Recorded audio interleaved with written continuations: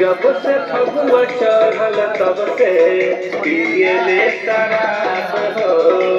सौंसे शरीर हमार कइले खराब हो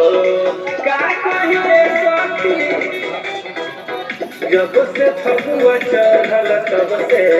पियले शराब हो सौंसे शरीर हमार कइले खराब हो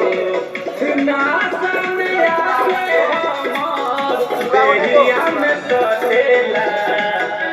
कि देवरा रंगवा लगा के हमारा ढोढ़िए के चाटेला कि देवरा रंगवा लगा के हमारा ढोढ़िए के चाटेला।